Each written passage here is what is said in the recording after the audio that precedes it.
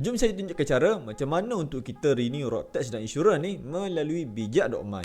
Okay, first kali kita pergi ke Google Apps. Okay, kemudian kita type bijak.my. Okay, kemudian kita klik pada laman web bijak.my. Okay, kemudian kita klik pada kad insurans. Okay, kemudian pada bahagian ni kita masukkan je info kenderaan yang kita nak renew insurans ni.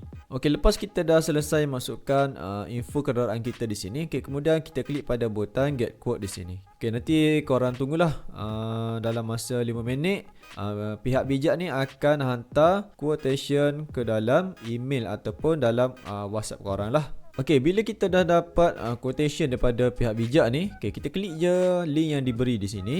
Okey, kemudian di sini saya ada beberapa pihak insurans daripada Zurich, daripada RHB, daripada Great Eastern dan sebagainya. Untuk kita pilih ni, kita boleh klik pada butang I want this. Okey, kemudian kita scroll ke bawah. Okey, jika kita tengok di bawah lagi, kita akan diberi pilihan untuk add-on lah, ataupun untuk extend coverage insurans kita ni. Okey, jika korang rasa berbaloi dengan semua ni, korang boleh klik je add di sini. Okey, kemudian kita scroll ke bawah lagi. Okey, untuk bahagian road tax ni, kita pilih yes. Okey, kita klik yes untuk kita renew sekali dengan road tax kita. Okey, kemudian dia akan bagi digital sajalah.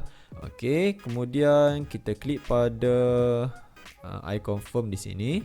Okey, kemudian kita scroll ke bawah lagi.